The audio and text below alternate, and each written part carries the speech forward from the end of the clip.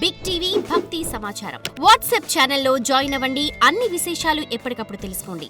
చార్ధామ్ యాత్ర అక్షయ తృతీయ రోజున ప్రారంభించి దీపావళి వరకు కొనసాగిస్తారు. గంగోత్రి, యమునోత్రి, కేదార్నాథ్, బద్రీనాథ్ ఆలయాలను చార్ధామ్ అంటారు. మానవ జన్మను చరితార్థం చేసుకోవటానికి ఉత్తమమైనదని చెప్తూ ఉంటారు.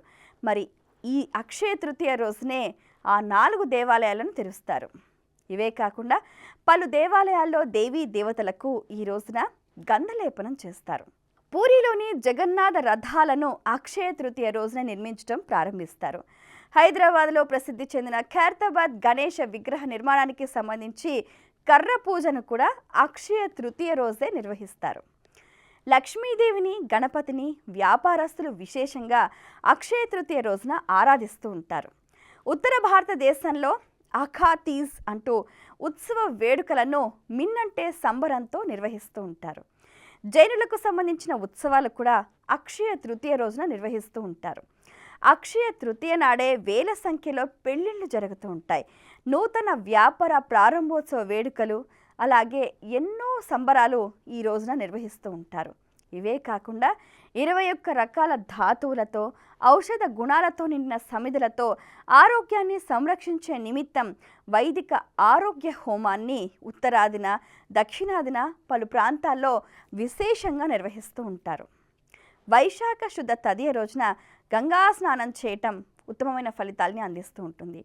ఈ వైశాఖ శుద్ధ తదియ రోజున శివకేశవుల్లో ఎవరినైనా పూజించి దైవ నామస్మరణ చేయాలని నారద పురాణంలో, నారద ఉపనిషత్తులో స్పష్టం చేశారు.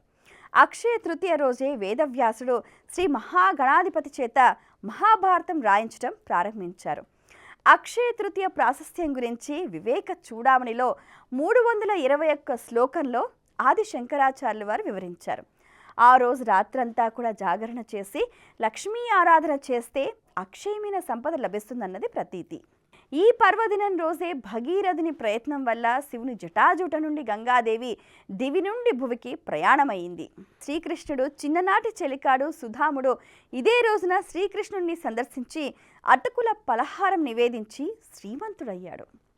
మధుర మీనాక్షీదేవి అక్షయ తృతీయ రోజే వివాహం చేసుకున్నదని పురాణవచనం. మత్స్య పురాణం ప్రకారం 65వ అధ్యాయంలో ఈశ్వరుడు పార్వతీదేవికి సర్వకామ్యప్రదమైన అక్షయ తృతీయ వ్రతం గురించి చెప్పాడని, ఈ తృతీయ విశేషంగా పూజనీయమైందని వివరించారు.